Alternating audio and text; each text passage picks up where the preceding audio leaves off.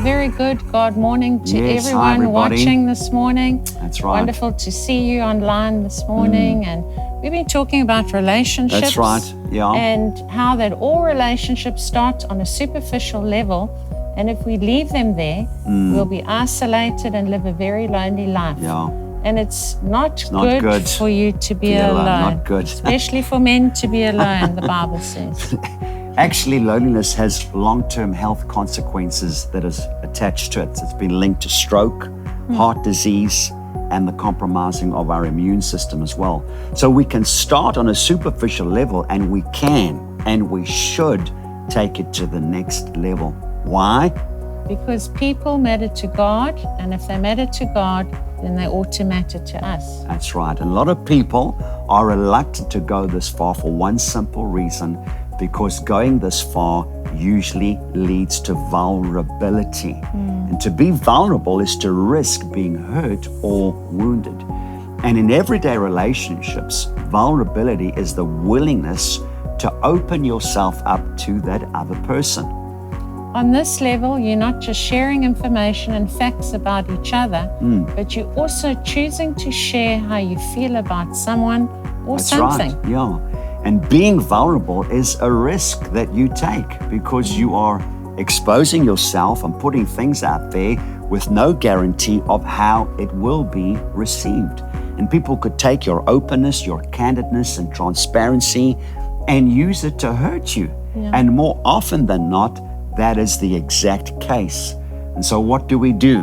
Do we close up and keep every relationship on a superficial level? No. I understand about the need to be guarded and protected. And I also understand the fact that Jesus had 12 disciples. Out of those 12, he had 3 that were close. And out of those 3, he had 1 with whom he was very close to. I get that.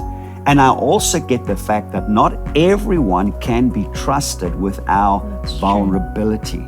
We shouldn't abandon common sense when deciding who we will be vulnerable with.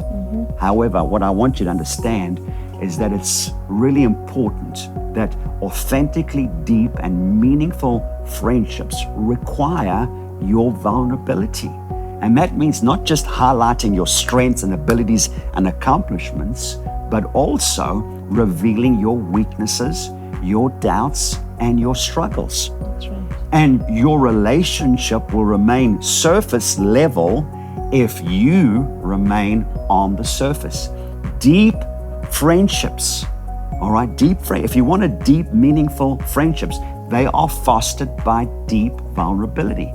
And the mark of authentic friendship is the freedom for you to be vulnerable with one another without the fear of rejection and judgment. And of course, this requires active listening and being intentionally transparent. And it requires trust. Trust is a big key factor, right? Which actually sets the stage for mutual honesty and encouragement. And you know, we think vulnerability is a sign of weakness. Far from that. Actually, it requires courage enough to face the risk of being honest. That's right. You know, the Bible also says, don't cast your pearls before swine. Yeah. You know, so many times there's pearls in our life. There's many times we want to say things, and to us it's a pearl, but to other people it might not be. Yeah.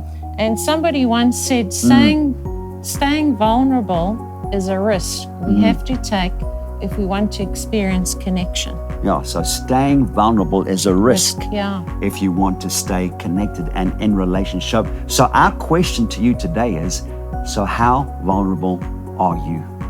Until next time, God bless you.